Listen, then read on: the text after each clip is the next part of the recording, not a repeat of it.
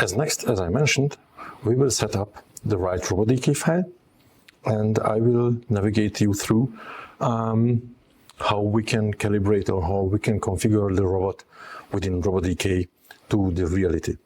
So how it looks.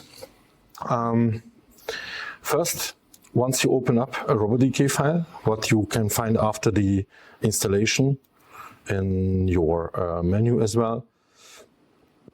Here, RoboDK. So you can hit the globe symbol icon, and here you can find the robot library. I have by today an Elite Robot CS63. So you don't have to do anything else, just hit open. You can even close your browser, and the robot is already opened in your RoboDK file. Cool, isn't it? The next step, what we need in RoboDK, that you have to add a so-called tool or a tool TCP, a tool center point. You can find a very extensive help section for RoboDK on many languages. And if you are not familiar with any kind of word what I'm talking about, then please just type into the search, and you will see what is a tool TCP and how to define it, and what are the interface specialties. However, I would like to show you some cool stuff here at this introduction, at the very beginning as well, that you can see how to operate. So anyhow, I just highlight the robot. I just do a right click, and here you can see that you can add a tool, or even you can open a tool from a file. I don't have any tool, but you can import any kind of tools, and you can save them later on in RoboDK as a tool. So you can really have a kind of tool inside. Okay, I show you with just one example. The standard navigation path is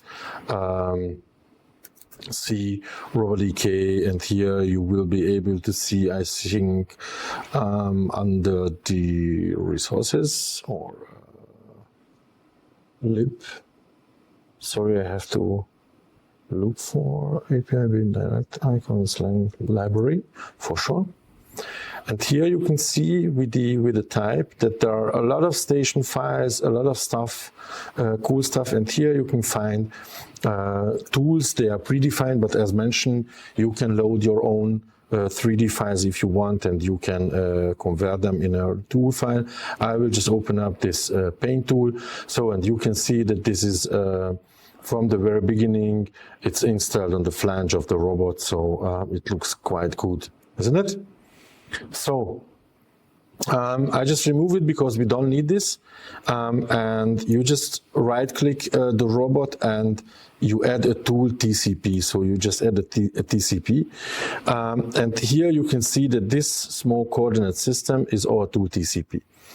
At this point, I would like to show you some cool features. So if you are hitting the plus sign on your keyboard, you can change the size of the coordinate systems on your screen.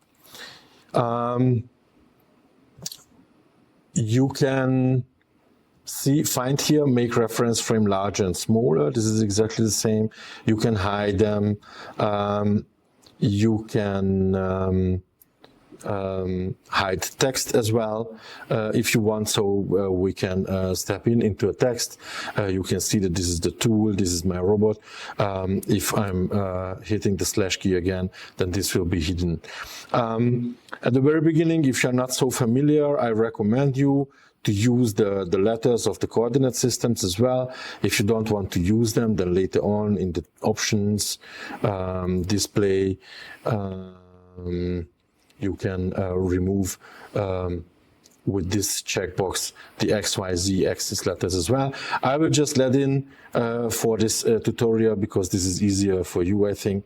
So once you have your tool imported here inside, you can hit anytime right click and you can hit the options, or you can select and hit F3, and this will make exactly the same as if you would choose the options here.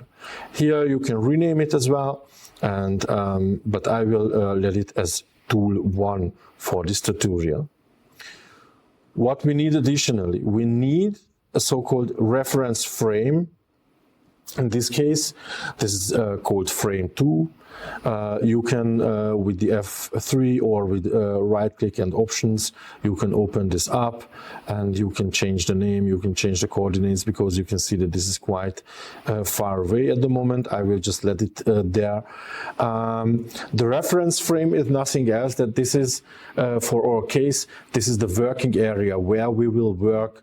Here on the screen, this will be our work frame, this wooden plate. I will fix it later on in front of the robot, and we will define, compared to the robot, where is this frame, and then we can cover this frame. We can use this frame anytime for our purposes, but this must be first defined once. Okay. At the very beginning, I think this is enough.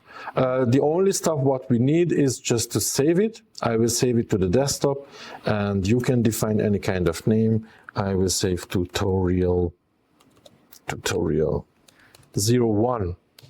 Bam.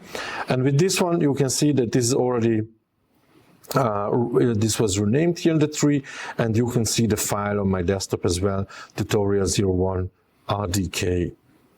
So that's all. As a next, we will take care about our tool, and I will explain you and show you how you can define where is the tool and how it is used for our purposes.